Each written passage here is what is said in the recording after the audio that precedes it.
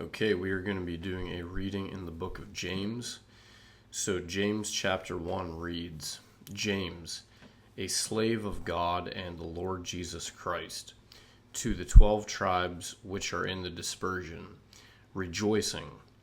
Consider it all joy, my brethren, when you fall among various trials, knowing that the testing of your faith produces endurance. And let endurance have its complete work, so that you may be complete and whole, lacking in nothing. But if any of you are lacking wisdom, let him ask from God, who is giving to all generously and not censuring, and it will be given to him. But let him ask in belief, doubting nothing. For the one doubting has become like a wave of the sea, being driven and blown by wind.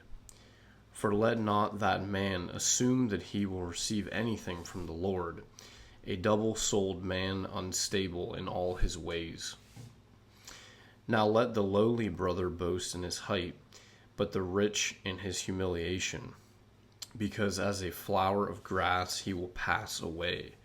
For the sun arose with a scorching heat and withered the grass, and its flower fell off, and the beauty of its face perishes. So also the rich will fade in his journeys. Blessed is a man who is enduring temptation, because becoming approved he will receive the crown of the life, which the Lord promised those being devoted to him. Let no one being tempted say, I am being tempted by God, for God is untemptable from evil, and he himself is tempting no one. But each one is being tempted, being lured and baited under his own cravings. Then the craving conceived births sin, and the sin being complete gives birth to death. Don't be deceived, my beloved brethren.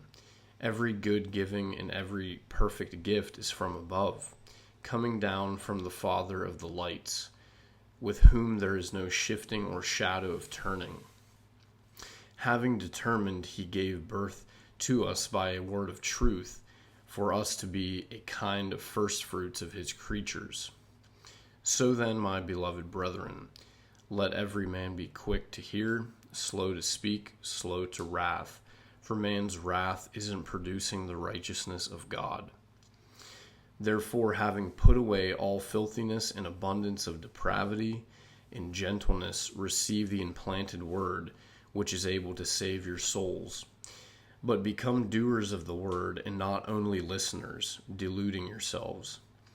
Because if anyone is a listener of the word and not a doer, this one is like a man contemplating the face of his birth in a mirror. For he contemplated himself and has gone away, and immediately forgotten what sort of person he was. But the one having stooped down to look into the perfect law of liberty, and having remained, this one not having become a forgetful listener, but a doer of the work, this one will be blessed in his doing. If anyone among you is supposing himself to be religious while not bridling his tongue, but deceiving his heart, the religion of this man is futile.